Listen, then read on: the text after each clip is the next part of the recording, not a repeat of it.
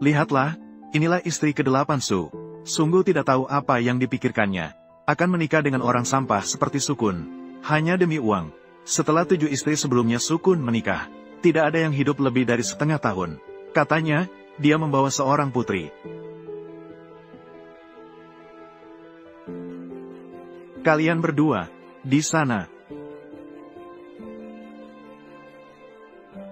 Sukun, kamu Ruyan, tidak apa-apa, pergilah.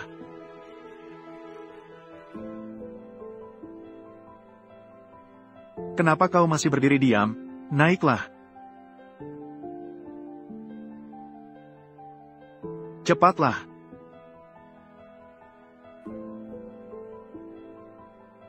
Jangan terburu-buru. Di keluarga Su, ada aturan untuk menikah, yaitu, harus memberikan hormat kepada orang tua saya terlebih dahulu. Berikan salam hormat.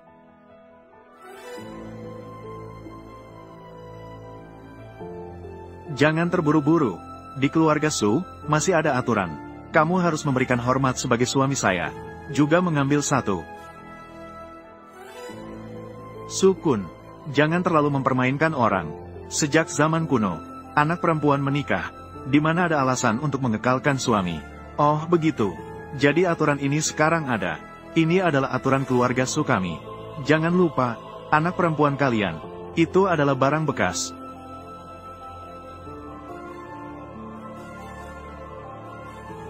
Ketika saya menyebut ini, saya teringat. Kamu itu, suamimu sudah menjadi vegetatif selama 7 tahun. Kamu pasti sudah tidak berguna lama. Benar kan? Sekarang sangat ingin. Sukun, berbicara dengan lebih sopan. Menghormati. Sekarang saya menghormati. Siapa yang membuatmu berutang padaku? Ya.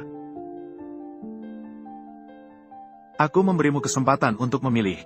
Pertama, adalah untuk berlutut dan mengekalkan kepala. Pernikahan berlanjut. Kedua,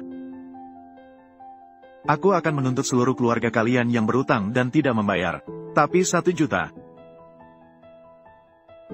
Cukup untuk mengirim seluruh keluarga kalian ke dalam penjara. Mengikuti drama dunia. Menonton sampai habis. Dunia menonton. Drama D.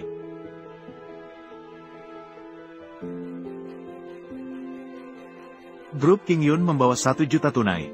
Sebuah gunung emas. Sebagai hadiah untuk Nyonya Meng. Grup King Yun bukan orang terkaya di Huaguo. Grup di bawah kendali keluarga Ren. Keluarga Su memiliki reputasi yang besar seperti ini. Kamu tidak tahu tentang ini, kan? Sukun dan grup King Yun memiliki hubungan bisnis. Orang ini, pasti karena Sukun, barulah mengirimkan hadiah besar seperti ini. Anda, Xiao, dari grup King Yun. Oh, tak terduga kalian datang untuk menghadiri pernikahanku. Silakan duduk. Kapan saya bilang akan menghadiri pernikahanmu? Saya sudah bilang tadi. Ini adalah hadiah untuk Nyonya Meng Ruyan. Namun, Meng Ruyan, bukankah dia akan menikah denganku? Anda juga pantas mendapatkannya. Nona Meng, saya datang mewakili Tuan Muda Ren. Lebih tepatnya, ini adalah kompensasi darinya untukmu. Lebih baik dikatakan ini sebagai penggantian darinya untukmu. Kamu berkata, Tuan Muda Ren adalah suka memaksakan kehendak. Bagaimana mungkin? Dari mana dia mendapatkan begitu banyak uang? Sebenarnya, apa statusnya? Anak orang terkaya. Keluarga Ren, Tuan Muda Ren. Apa katamu? Suaminya yang koma selama 7 tahun. Tuan Muda keluarga Ren. Bukan. Jadi, kamu, Tuan Xiao. Xiao King Yao. Saya pikir kamu juga berpura-pura. Jangan bicara omong kosong di sini. Menipu dan menipu hingga datang ke keluarga Su kami. Bahkan putra orang terkaya. Tuan Muda keluarga Ren. Aku rasa kamu juga anak muda keluarga Ren. Aktor yang kamu sewa, kan? Apakah kamu tahu atau tidak? Aku kenal manajer dari grup King Yun. Baiklah. Sekarang aku akan menghubungi yang kamu kenal. Manajer itu akan menelepon. Kamu benar-benar takkan menangis sebelum melihat peti mati, kan? Baiklah. Jadi, jangan menyesal.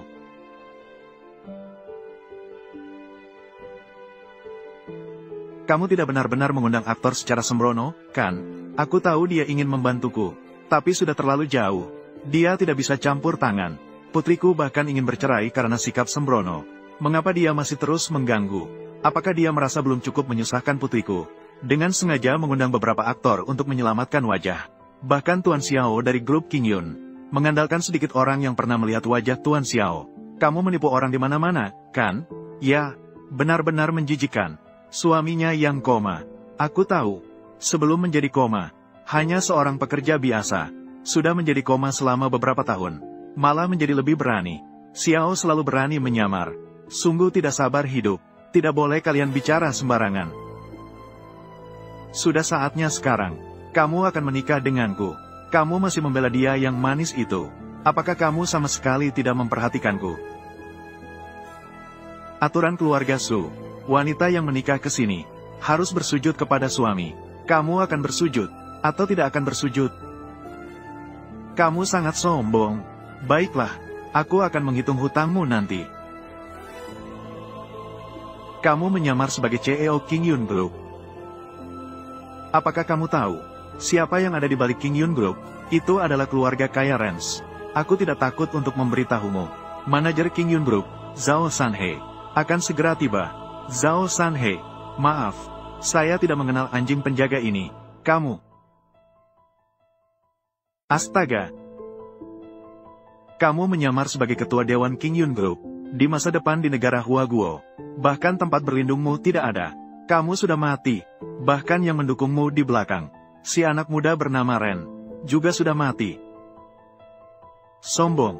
Benar-benar bodoh. Memang benar. Bagaimana dia bisa menyuruh orang menyamar sebagai ketua Dewan King Yun Group? Anak perempuan, bagaimana ini bisa diatasi? Anak perempuan, kamu sekarang segera mengumumkan. Memutuskan hubungan dengan Ren. Kamu sudah menderita begitu banyak karena dia. Tidak bisa lagi terlibat dengannya. Nona Xiao, kemana Ren pergi? Tuan Ren sedang dalam perjalanan menuju sini. Uang tunai dan gunung emas ini hanya kompensasi pertama yang dia berikan padamu. Saat dia tiba, kamu akan menjadi di atas segalanya. Di atas segalanya. Kamu benar-benar berpikir, apakah orang-orang keluarga Su kami bodoh semua? Tuan Meng, anak lelaki saya, bisa menikahi gadismu yang seperti itu. Sudah memberikan wajah kepada keluarga Meng Anda. Kamu masih membiarkan Ren Xing mencari orang. Menyamar sebagai ketua Dewan Direksi Grup King Yun. Ini sama sekali mengabaikan keluarga Su kami. Tidak dihiraukan. Bukan aku. Keluarga kami tidak tahu tentang ini. Katakan apa? Tidak tahu. Tidak tahu. Apakah kamu tahu atau tidak? Tidak tahu. Aku sudah bisa melihatnya.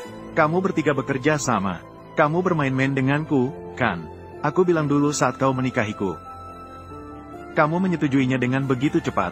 Kau pasti akan celaka kali ini. Anak perempuan, kamu segera telepon Ren Xing. Biarkan dia datang dan menjelaskan semuanya. Benar-benar bukan kami yang menyuruhnya menyamar. Ketua Dewan Direksi Grup King Yun. Benar-benar bukan. Ibu, jika benar Ren Xing mencari orang untuk menyamar, akan berbahaya jika dia datang. Sudah seberapa lama kamu masih berbicara padanya? Apakah dia belum membuat keluarga kita cukup menderita? Tuan Su, kami tidak memiliki hubungan dengan Ren Xing. Jangan melibatkan kami sama sekali. Tolonglah, Ibu. Baiklah, saya akan memberi kesempatan pada kalian untuk melarikan diri. Tapi, kalian harus membawa si anjing kembali padaku. Biarkan dia berlutut di hadapanku. Keluarga Su benar-benar memiliki wibawa yang besar. Nona Meng, Tuan Muda Ren adalah putra dari orang terkaya. Hal ini, saya pasti tidak menipu kamu. Pada awalnya, 7 tahun yang lalu, Tuan Muda ingin membawamu pulang untuk bertemu dengan ayahnya. Hanya saja terjadi kecelakaan. Kamu merawatnya selama 7 tahun. Hal ini juga tertunda selama 7 tahun. Sekarang Tuan Muda sudah sadar. Siapapun, tidak ada yang bisa merampasmu darinya. Kamu tidak cukup baik.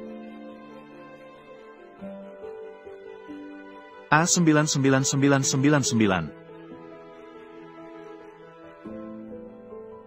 Langit 99.999. Langit A88.888. Tidak ada yang bisa merampasmu darinya. Tidak ada yang bisa merampasmu. Kamu tidak cukup baik. Siapa yang tidak pantas? Siapa berani menyamar sebagai saya, ketua dari grup King Yun? Manajer Zhang. Akhirnya kamu datang. Itu dia wanita itu. Menyamar sebagai ketua grup King Yun. Hei! Terlihat tidak buruk. Gadis kecil. Siapa yang memberimu keberanian? Berani menyamar sebagai ketua grup King Yun. Kamu adalah manajer dari departemen mana di grup King Yun? Kamu tidak mengenal saya. Aduh, benar-benar tidak mengenal. Namun, malam ini kita berdua di atas tempat tidur. Senang bertemu denganmu. Berkomunikasi dengan lebih dalam. Hahaha, kapan King Yun Group muncul? Kamu ini sampah. Kamu sudah dipecat. Apa katamu? Saya sudah dipecat. Kamu benar-benar mengira dirimu adalah ketua dewan direksi King Yun Group, tidak punya mata, pandangan dangkal, tidak mengenali wajah sebenarnya dari ketua dewan direksi. Mulut penuh omong kosong.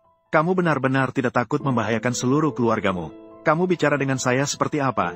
Saya tidak mengenal ketua dewan direksi King Yun Group. Apakah kita bisa berkomunikasi dengan jelas dan mendalam? Baiklah, saya pikir itu akan terjadi. Masih berani bersikap sombong?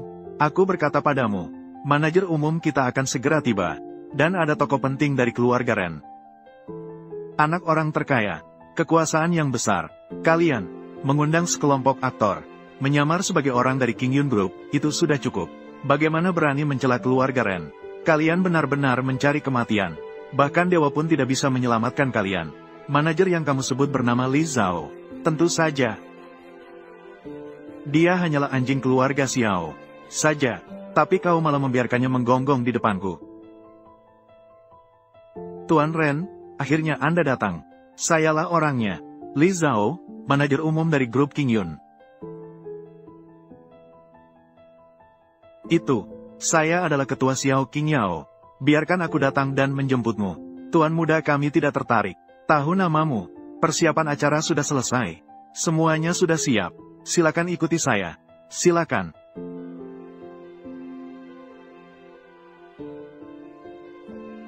Istri saya yang keras kepala. Apakah pantas atau tidak, bukan urusanmu untuk berkomentar.